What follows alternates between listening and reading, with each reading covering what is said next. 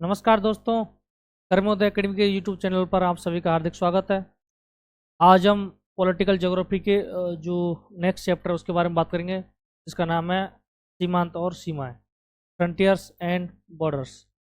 तो आइए जानते हैं कि क्या सीमांत क्या होते हैं और सीमाएं क्या होती हैं, और जो विभिन्न भूगोलवेत्ता हैं उन्होंने इनका क्या क्या नाम दिया है, और इनके जो प्रकार हैं, वर्गीकरण है और इसकी जो विशेषता है, इसके बारे में आज अपन आपसे चर्चा करेंगे। आइए देखते हैं कि सीमांत होता क्या है। एक जनरल नॉलेज मैं आपको दूं कि सीमांत होता क्या। देखो,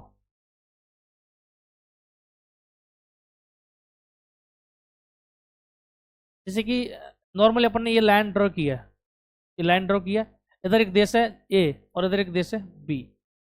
इधर एक देश क्या है, बी।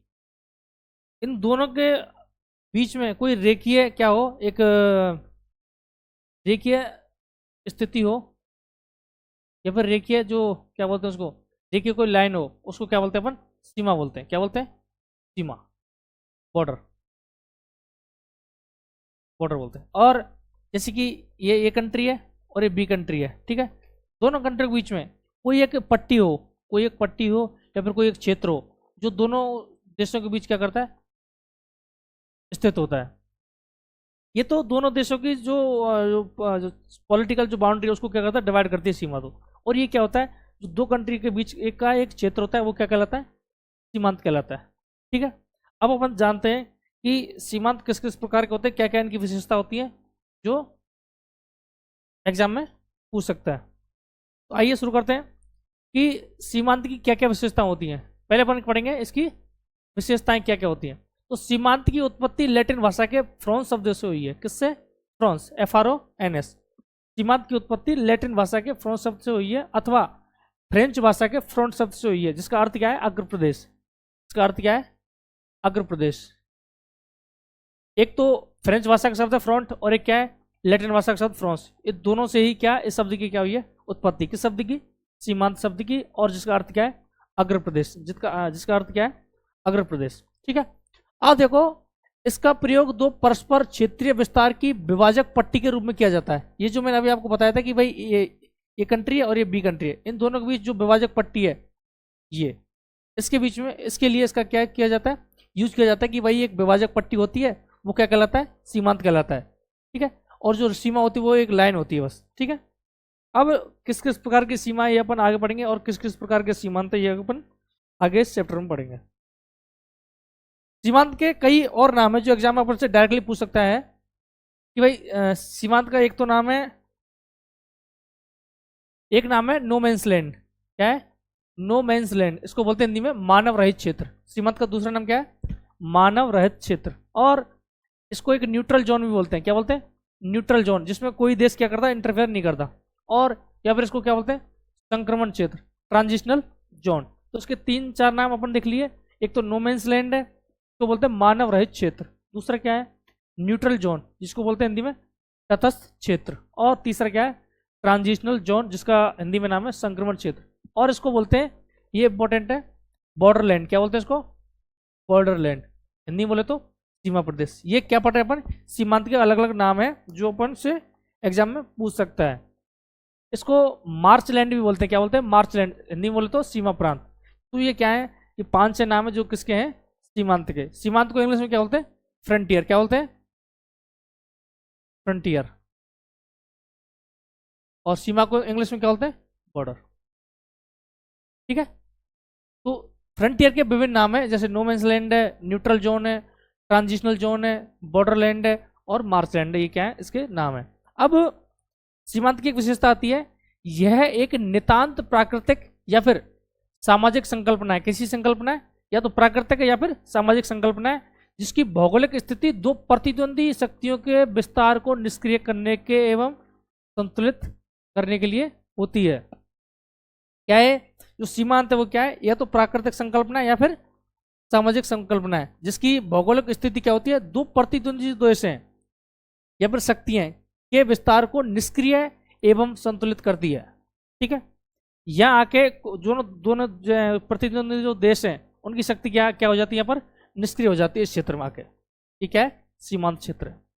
अब सीमांत वास्तव में क्या होता है, देखो सीमांत वास्तव में दो सामाजिक व्यवस्थाओं अथवा दो इकाइयों के मध्य स्थित क्षेत्र होता है जहां पहुंचते पहुंचते राज्य की प्रभुसत्ता सीमित और शिथिल हो जाती है। जहां पर पहुंचते पहुंचते किसी राज्य की शक्ति, प्रभुसत्ता क्या हो जाती है, शिथिल हो जाती है, कमजोर पड़ जाती है। ठीक है, ऐसा क्षेत्र क्या होता है, सीमांत होता है। दोनों में डिफरेंस हम आगे बताएंगे कि सीमा और सीमांत में क्या डिफरेंस है, उस टाइम आपको ढंग से और समझ में आ जाएगा। ठीक है, अब है सीमांत की विभिन्न परिभाषाएं, ये डायरेक्टली एग्जाम में पूछ लेता है कई बार, असिस्टेंट प्रोफेसर के एग्जाम में, आरपीएससी में। देखो एक है वाईएम गॉबलेट की परिभाषा, देखो क्या है। वाईएम गॉबलेट ने क्या कहा है कि सीमांत वह भौगोलिक क्षेत्र है जहां उसके विस्तार के विरुद्ध क्या, प्रतिरोध संबंधी शक्तियां निष्क्रिय होकर स्थिर हो जाती हैं। क्या हो जाती हैं, जो प्रतिरोध संबंधी शक्तियां होती हैं वो क्या हो जाती हैं, निष्क्रिय हो जाती हैं। ऐसा क्या है, सीमांत एक ऐसा क्षेत्र है। किसने कहा, ये गॉबलेट महोदय ने। किसने, गॉबलेट महोदय ने। अब ए ई मूडी ने, हमने आगे पढ़ा था, जो प्रथम चैप्टर पढ़ाया था मैंने, उसमें पढ़ाया था कि भाई पॉलिटिकल ज्योग्राफी की जो डेफिनेशन है उसमें भी क्या है, ए ई मूडी, उस टाइम अपन ने बात की थी उसके बारे में।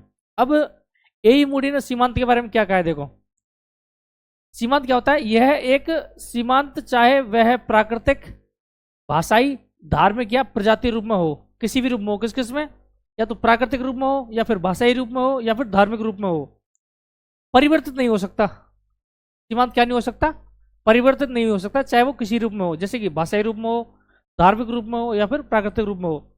इसकी प्रकृति बदल सकती है, परिवर्तित नहीं हो सकता, केवल प्रकृति बदल सकती है। प्रकृति बोले तो इसका नेचर बदल सकती है बस। ठीक है, इसके सीमांत संबंधी कार्य समाप्त हो सकते हैं, लेकिन ये क्या होता है, यथावत बना रहता है। सीमांत कभी परिवर्तित नहीं होता, इसकी प्रकृति बदल सकती है। ऐसा किसने कहा है, ए ई मूडी महोदय ने। अब अपन देखेंगे तीसरी जो डेफिनेशन है सीमांत की, वो है एल.के.डी. क्रिस्टोफ। किसकी है, एल.के.डी. क्रिस्टोफ। सीमांत राज्य का समापन बिंदु नहीं है। सीमांत क्या है, राज्य का समापन बिंदु नहीं है, बल्कि ये राज्य का प्रारंभ है। ये क्या है, राज्य का अग्रभाग है।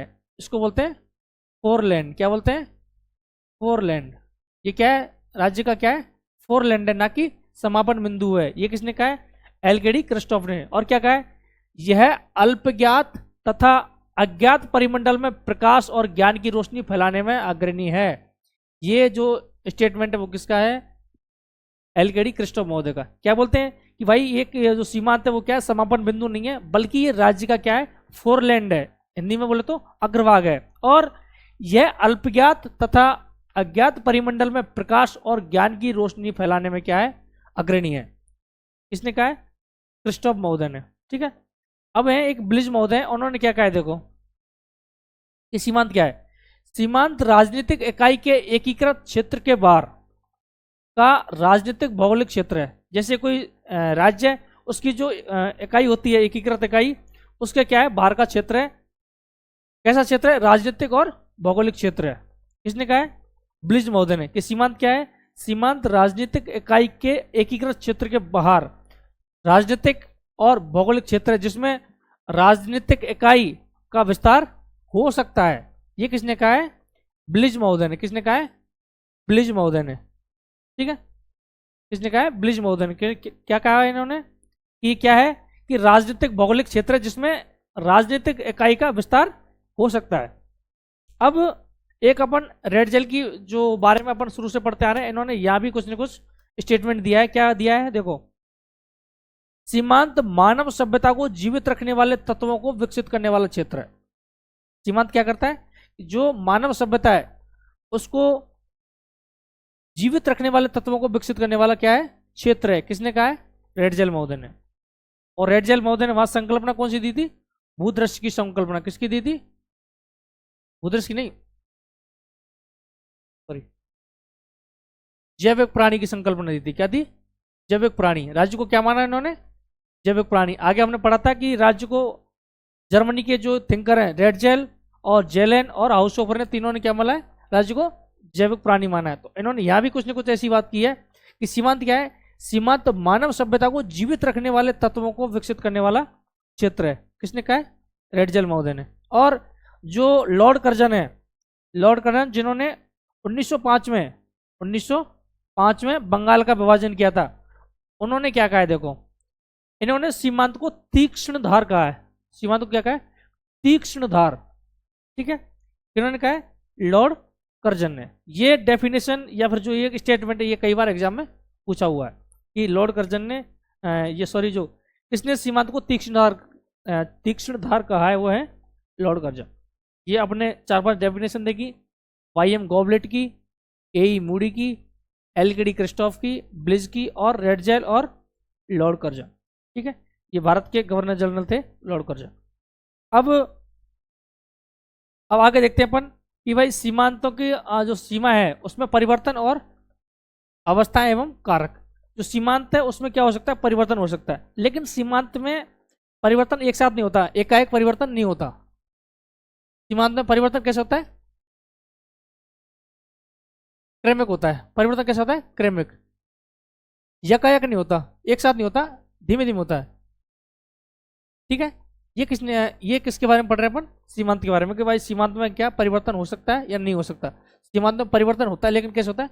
अवस्थाओं के रूप में होता है, क्रमिक अवस्थाओं के रूप में सीमांत में क्या होता है? परिवर्तन होता है। आगे जाके इसके कारक भी पढ़ेंगे अपन कि सीमांत में परिवर्तन के क्या क्या कारक है।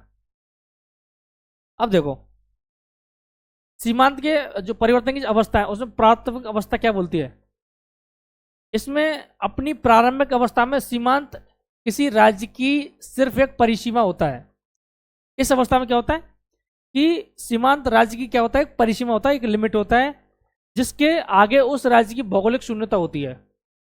एक लिमिट होता है, जैसे कि लिमिट है, जैसे कि ए स्टेट है, इसकी क्या लिमिट है, आगे जाके क्या होता है? ये क्षेत्र क्या होता है? भौगोलिक शून्यता होती है इस राज्य की। जैसे कि एग्जाम्पल इसके देख ले सकते हैं अपन। एग्जाम्पल क्या है? जैसे तट के आगे का कोई अपरिचित सागर, जैसे कोई तट है उसके आगे का कोई अपरिचित सागर है, वो किस में आएगा? वो आएगा प्रारंभिक अवस्था में। इस सीमांत के अपन क्या पढ़ रहे हैं कि सीमांत की सीमा में परिवर्तन हो सकता है, लेकिन कैसे होता है? वो क्रमिक रूप से होता है, अवस्थाओं के रूप में होता है। जिसकी प्राथमिक अवस्था अपन ने देख ली कि सीमा क्या होता है? राज्य की सिर्फ एक परिसीमा होता है या फिर लिमिट होता है। क्या होता है? एक लिमिट होता है। अब जो सेकंड अवस्था है सीमांत के परिवर्तन की, उसमें क्या बताते हैं देखो, इस अवस्था का प्रारंभ सीमांत प्रांतों के गठन से होता है। इसका प्रारंभ किससे होता है? सीमांतों के प्रांतों के गठन से होता है। और ये सीमांत प्राय निर्जन एवं अविकसित प्रदेश होते हैं। कैसे प्रदेश होते हैं? ऐसे प्रदेश होते हैं जैसे कि ये देश है और इसका ये जो क्षेत्र है ये बिल्कुल निर्जन क्षेत्र है। ऐसे क्या होते हैं? ये देश होते हैं, सॉरी प्रदेश होते हैं। ये राज्य के गहनतम पृष्ठभूमि के अग्र क्षेत्र होते हैं। अपन ने आगे पिछली स्लाइड में देखा कि ये क्या होते हैं?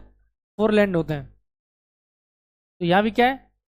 जो सेकंड अवस्था है इसमें क्या होता है कि इस अवस्था का प्रारंभ सीमांतों के प्रांतों के गठन से होता है और ये सीमांत प्राय निर्जन और अविकसित प्रदेश होते हैं। ठीक है, ये राज्य के गहनतम पृष्ठभूमि के अग्र क्षेत्र होते हैं। जैसे कि एग्जाम्पल में क्या है? मरुस्थलीय क्षेत्र या फिर दलदली क्षेत्र। इसकी एग्जाम्पल है द्वितीय अवस्था का। इस प्रकार सीमांतों क्या होता है? सीमा में परिवर्तन। तीसरा जो अवस्था देखेंगे अपन सीमांतों के परिवर्तन की,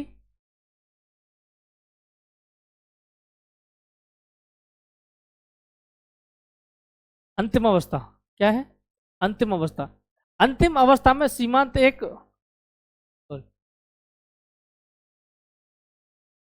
अंतिम अवस्था में सीमांत एक रेखा के रूप में क्या हो जाता है? स्थानांतरित हो जाता है।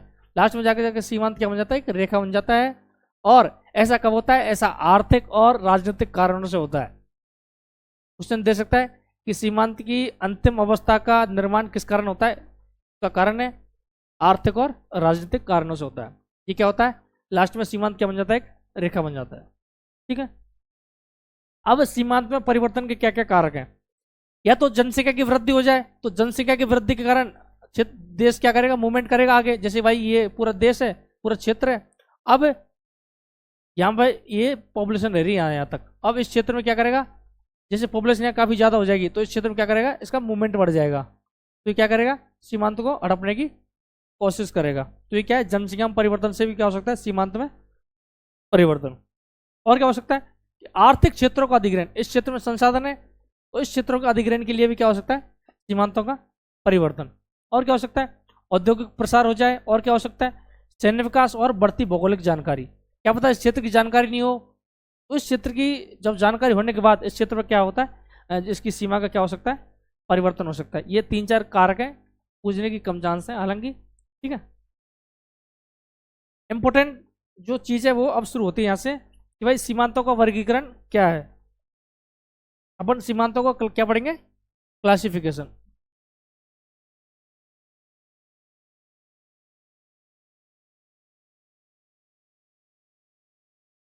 क्लासिफिकेशन ऑफ फ्रंटियर्स, ठीक है, क्लासिफिकेशन ऑफ फ्रंटियर्स। विशेषताओं के आधार पर, उसकी विशेषताओं के आधार पर सीमांत को 4 भागों में बांटते हैं। क्वेश्चन में डायरेक्ट आ सकता है कि निम्न में से सीमांत का प्रकार कौन सा नहीं है, ऊपर आया है, पूछ भी सकता आगे भी कि भाई निम्न में से सीमांत का कौन सा प्रकार नहीं है। तो पहला प्रकार देखते हैं अपन, प्राकृतिक सीमांत। क्या बोलते हैं इसको, नेचुरल फ्रंटियर या फिर फिजिकल फ्रंटियर।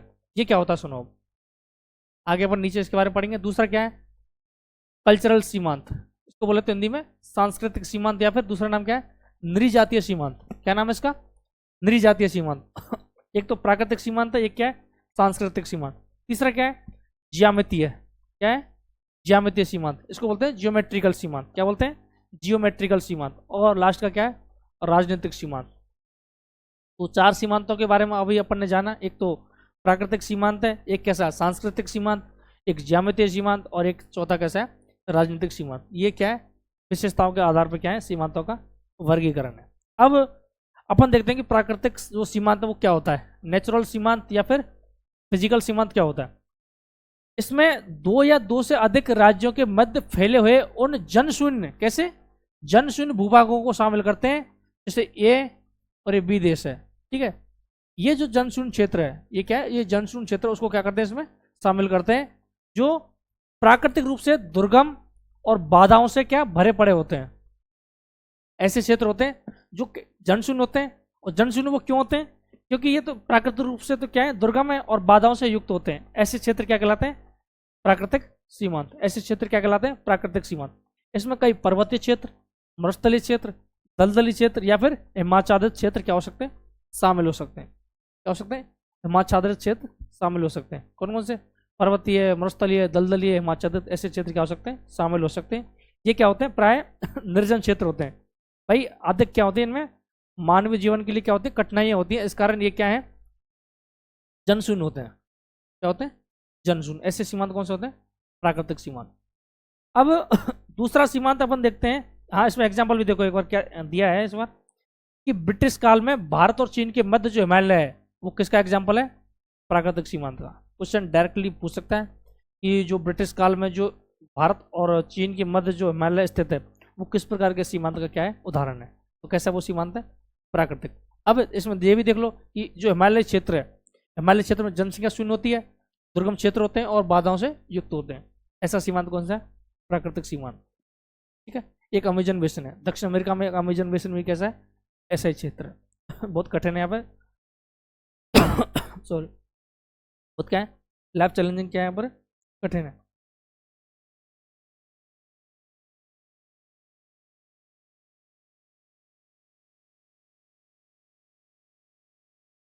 अब देखो दूसरा सीमांत क्या है, कल्चरल सीमांत। इसको क्या बोलते हैं, नृजातीय सीमांत। क्या बोलते हैं, नृजातीय सीमांत। ये क्या कहता है, राजनीतिक इकाइयों के मध्य सीमांत। यह जो सीमांत है कौन सा, कल्चरल सीमांत कब विकसित होता है, जब उसके सीमावर्ती क्षेत्रों में सांस्कृतिक रूप से कोई प्रजातीय मानव समुदाय क्या कर रहा होता है, निवास कर रहा होता है।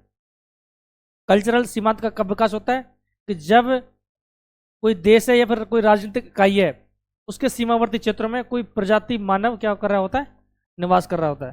प्रजातीय मानव समुदाय क्या कर रहा होता है, निवास कर रहा होता है। इसका एग्जाम्पल देखो, इराक और तुर्की के मध्य जो कुर्दिस्तान है, क्या है, कुर्दिस्तान, किसका एग्जाम्पल है, ये एग्जाम्पल है सांस्कृतिक सीमांत का।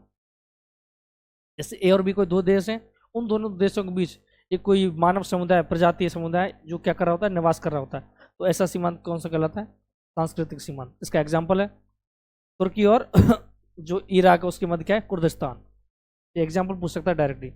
तुर्की और इराक के मध्य जो कुर्दिस्तान है वह किस प्रकार का क्या है, सीमांत है, वह कैसा सीमांत है, कल्चरल सीमांत है। तीसरा देखो क्या है, ज्यामितीय सीमांत। क्या है, ज्यामितीय सीमांत, इसको बोलते हैं जियोमेट्रिकल फ्रंटियर। क्या बोलते हैं, जियोमेट्रिकल फ्रंटियर। अक्षांश व देशांतर रेखा, जो अक्षांश व देशांतरों की संघीयता से निर्धारित किए गए सीमांत क्या कहलाते हैं, जैसे ऐसा सीमांत जो अक्षांश और देशांतर के यूज के द्वारा क्या किए जाते हैं, निर्धारित किए जाते हैं, वो सीमांत क्या कहलाते हैं, ज्यामितीय सीमांत। जो 19वीं सदी है उसमें यूरोपीय जो औपनिवेशिक शक्ति हैं उनमें क्या थी, आपस में प्रतिद्वंद्विता थी, तो उन्होंने ऐसे सीमांत क्या किए, निर्धारित किए। कब, 19वीं सदी के दौरान। किन्होंने, यूरोपीय शक्तियों ने। एग्जाम्पल है ऑस्ट्रेलिया में, अफ्रीका में, दक्षिण अमेरिका में ऐसे सीमांत क्या किए उन्होंने, निर्धारित किए।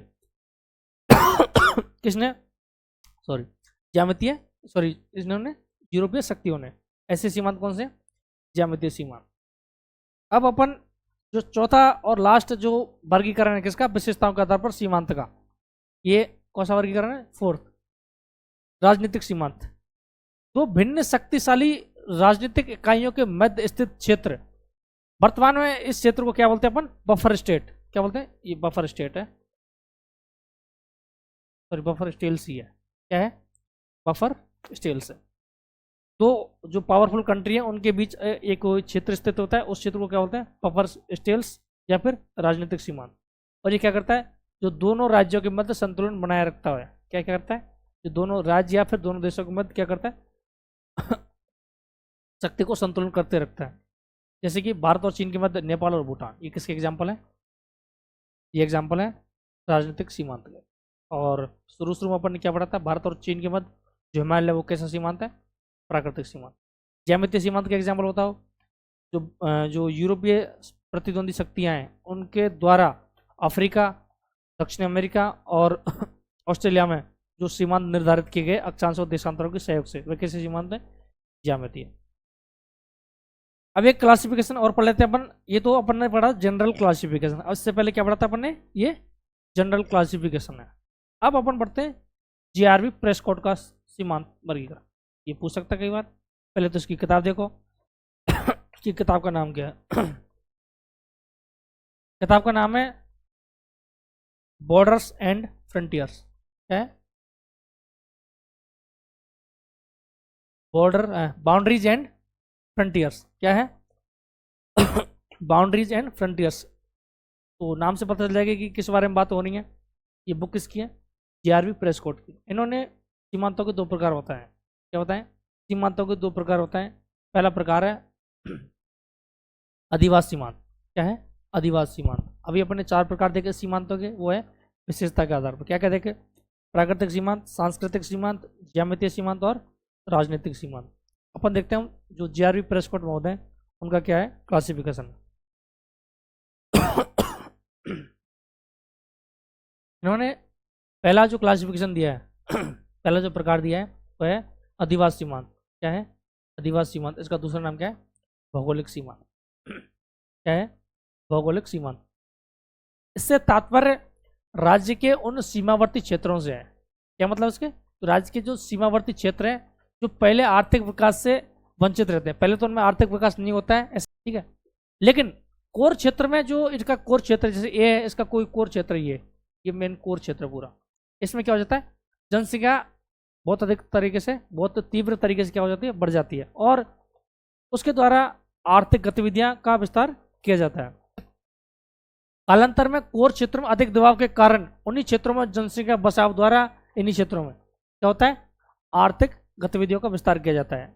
ऐसे सीमांत क्या कहलाते हैं, अधिवास सीमांत। ये किसने कहा है, प्रेस्कॉट महोदय ने। जैसे ये देश है कि जहाँ पॉपुलेशन बढ़ गई, इसके जो मूल कोर क्षेत्र उसमें पॉपुलेशन बढ़ गई, बाद में इसमें आर्थिक गतिविधियां शुरू होने लग जाती हैं, तो ऐसा सीमांत क्या है, अधिवास सीमांत।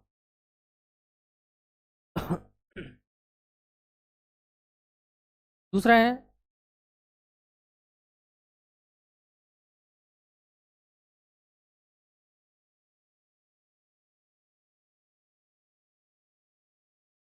हाँ सॉरी, इसी जो सीमांत है अधिवास सीमांत, इसके दो टाइप और बताए उन्होंने।